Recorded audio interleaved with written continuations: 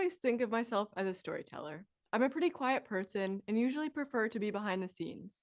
But in my role as a research and communications fellow at Climate Central, I spend my days supporting climate storytelling.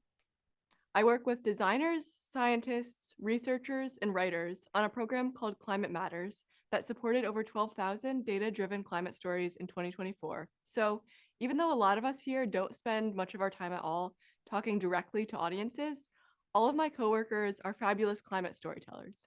We just work backstage. Climate storytelling has room for and actually requires people with lots of different strengths and energies beyond the people actually telling the stories. I want to talk a little bit about the story of the work under the surface that supports local data-driven climate reporting. Climate change information is lacking in the media, especially TV, even though we have all the ingredients in science, data, and experts.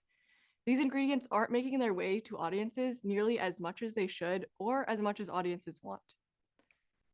The Climate Matters program at Climate Central seeks to address this by bringing these elements together.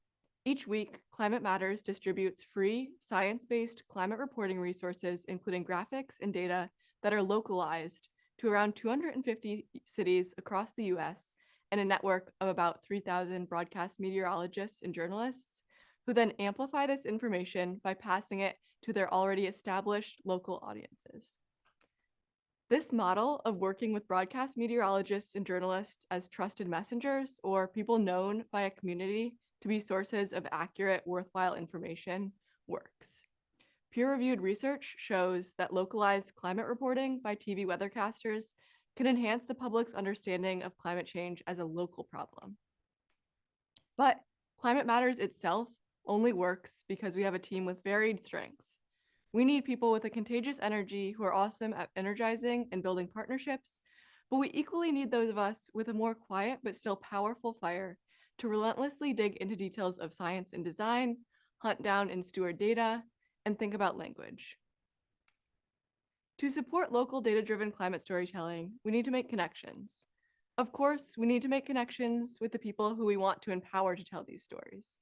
This is an ongoing process of education, listening to what this audience needs, building trust, and generally maintaining strong relationships with these messenger partners.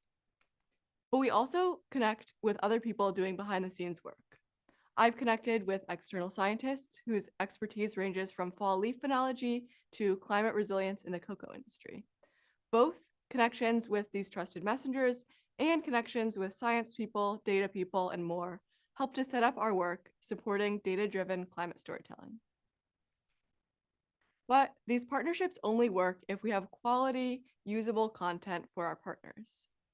Producing Climate Matters requires focused, quiet work and internal collaboration, which is my favorite part to contribute to. This is where those of us with a more reserved but still strong energy are needed. Our analysts search for data sets, develop processes, and run analyses for our 250 cities. Writers and researchers condense complex scientific topics into simple, digestible language. Our designer visualizes data and concepts in clear, simple formats, considering the ways that people will consume this information. This production process requires relentless effort. To support as wide a range of stories as possible, Climate Matters publishes 50 times per year. And this committed and sustained attention is one of the biggest strengths of the Climate Matters team. Finally, we give this content to our partners and continue to support them with interviews in our internal expertise. So a lot of the work that goes into a local data-driven climate story is behind the scenes. Climate Matters does this work to empower storytellers to tell stories that they might not have the capacity to tell if they had to do it all on their own. Work behind the stage is vital for all kinds of storytelling and for local stories of climate change.